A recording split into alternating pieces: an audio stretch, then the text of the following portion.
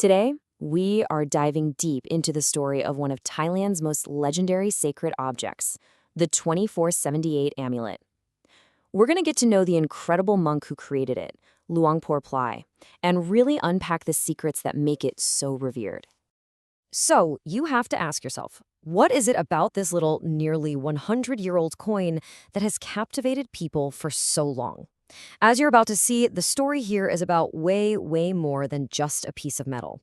All right, so this is it. This is the coin at the heart of our story, the first edition Luang Pho Pailai coin. It was created way back in the Buddhist era year 2478, that's 1935 for us, to celebrate the monk's 75th birthday. Now, a huge part of the amulet's story is how it was made. You know, these weren't just stamped out in some factory. They were crafted using a really ancient technique called the lost wax casting. And what that means is that every single amulet is a little bit different. Each one has its own unique character, its own soul, really, which is a massive part of its sacred appeal.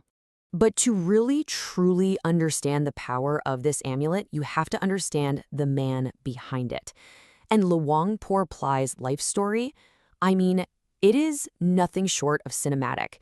It's this incredible journey from a feared young man to a deeply revered monk. So, long before he ever put on a monk's robes, Luang Pho Pailai was known as a Luang Pho, basically a respected but also feared local gang leader. He was tough, he was strong, and in the rough and tumble district of Bangkok, he was definitely someone you did not want to mess with. His transformation was just incredible. Born in 2043, he became a monk at 23. And get this, at first it was just to make his worried parents happy, but he pretty quickly found a much deeper calling. He went on to create this legendary coin at age 75, cementing a legacy that has lasted long after his passing. And this quote right here, it just gets to the absolute heart of who he was. When he was offered a high-ranking position in the monkhood, he famously turned it down, saying, "I don't want to be a teacher of monks. I am content just teaching myself." It's just the perfect example of his incredible humility. He had zero interest in status or power. And you can really see that same humility, that deep care for his community, reflected in the amulets themselves. See, he didn't just create one standard design for everybody. He thoughtfully crafted 3 different versions, each one for a specific person with a specific purpose. These shapes weren't random at all. They had real meaning. The spade-shaped one, the Pim Jop Yai, was for the men, symbolizing the tools of farmers and workers. The more elegant oval shape, the Pim Rup Kai, was for women. And the Pim Sema, shaped like a temple boundary stone, was for the children. And that one is actually the rarest of the 3. It's this kind of thoughtful detail that just shows how connected he was to every single person in his community. Okay, so for collectors and anyone who's just curious, the physical details of these amulets, well, they tell their own fascinating story.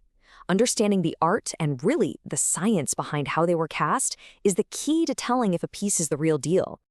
Right, so not all of these coins were created equal. Some were made by a professional foundry using pure brass, and those tend to have a more uniform, standardized look. But others, and these are known as villager molds, were cast right there at the temple by the local people. They would literally bring their own metal, old bronze basins, pots, you name it, which is exactly why the color and texture of these pieces can vary so much. So, what do the experts look for when they're trying to authenticate one? Well, a few key things. You want to see clear seam lines where the 2 parts of the mold came together. Traces of leftover metal, that's called casting flash. A dry, really aged texture on the metal, and this beautiful reddish patina that only forms over decades. And get this, some of those villager molds are even slightly magnetic because of all the different metals mixed in. This story of the metal and the man is already pretty powerful, right? But what truly cemented Luang Pho Pailai's legend were the things that happened after he passed away. This is where the story gets into some truly incredible territory. So the first reported miracle is just astounding. When the undertaker came to prepare Luang Pho Pailai's body for the funeral, their sharpest blades couldn't make a single mark on his skin. It was said to be completely impenetrable. People saw it as a sign of his immense spiritual power even in death. And the story doesn't stop there. During his cremation ceremony, followers brought a bunch of fireworks to honor him with a loud, grand celebration. But, strangely, none of them would light. Not a single one. It's like they were all duds. His followers believed the reason went back to his life. See, it was well known that Luang Pho Pailai really disliked loud noises. He cherished peace and quiet. Realizing this might be his final wish, they moved all the fireworks just outside the temple walls. And the second they did, every single one of them went off in a deafening roar. It was this final, amazing sign for everyone there to see. So this brings us to one last big question. After looking at the ancient casting method, the extraordinary life of a man who went from gang leader to a living saint, and these miracles that seem to defy all explanation, what really gives this coin its enduring power? Is it the metal? Is it the man? Or is it the miracles? It's something to think about. Thanks so much for digging into this story with me.